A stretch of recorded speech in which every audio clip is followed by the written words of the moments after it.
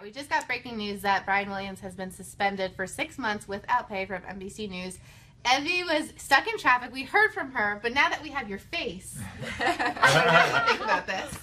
You know, I'm sad because as I said, I've met him. He was on Air Force One when we traveled with the president.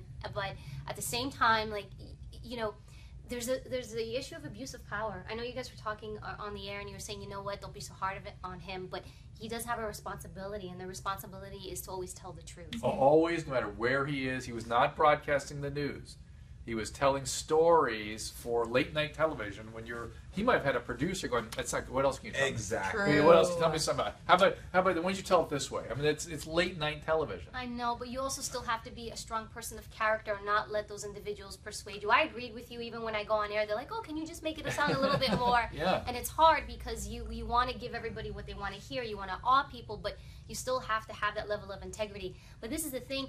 I don't think that this is probably the only time he's done this. Well, you know, that's what we'll find out. And they're looking at it now to see if he's done it in the past. And I think what happens is you exaggerate a little bit here, a little bit there. You get away with it. You're Brian Williams or whoever you are. Nobody calls you out, and you feel emboldened. Because this is the thing. He said that story knowing that it's, you know, not true, knowing that there were other people that can corroborate that it's not true. And it's either like you're really completely disconnected, or are you that arrogant that you think nobody's going to call you out on it? I don't think arrogant. I mean, we've all told fibs. We've all told little lies.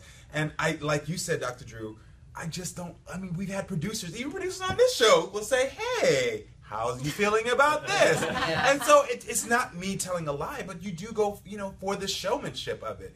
And I just feel like, I don't think he was arrogant. I don't think he should be getting 6 months. Like, come on, give the man his job back. I know. I feel bad for him. I do, believe me. I do think that the damage is done, and perhaps he has to suffer those consequences. That is his own fault. However, I don't like the idea of. I wish it was just between him and his employers. I don't like watching everybody on Facebook, like we talked about on the show, with like their pitchforks out. It's crazy to me because you're literally campaigning for somebody's livelihood to be taken away from him.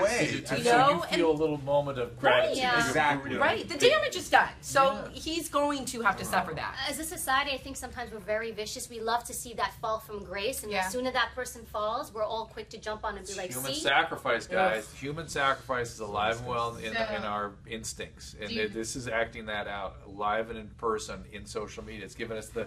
We're like you know, Aztecs looking up at the temple. Get him, chanting on social media. It's just a little more civil version of it. A little more. Yeah. Do you guys think he'll be back after the 6 months? I hope so. I don't know. I think this is going to hurt him. And I think the whole thing with social media, I think social media in some way allows people who won't come up to somebody's face and look you in the eye to say something. It allows those people who are truly cowards in some sense to go out there and just to say horrible things, where they wouldn't have that strength and fortitude to do it face to face. Anonymity of the mob. The mob can act out aggression. Is a group that it wouldn't happen as individuals. That's all. And I hope he explains things. I'd love to hear. Yeah, I would love for him to just own up. Just say, you know what? I embellished. I got caught up in the moment. Sorry. Explanation, and we'll move on. Yeah, move on. He hasn't owned up, though. Yeah, that's the thing that's hurting it a little bit. It's like he has not come out and said, you know what, 100% on me. He's still rationalizing. He's still justifying. And I think that's what's upsetting everybody else. Well, that's the question. If he did a sit-down interview, if he owned up, explained, would you forgive Brian Williams? Let us know.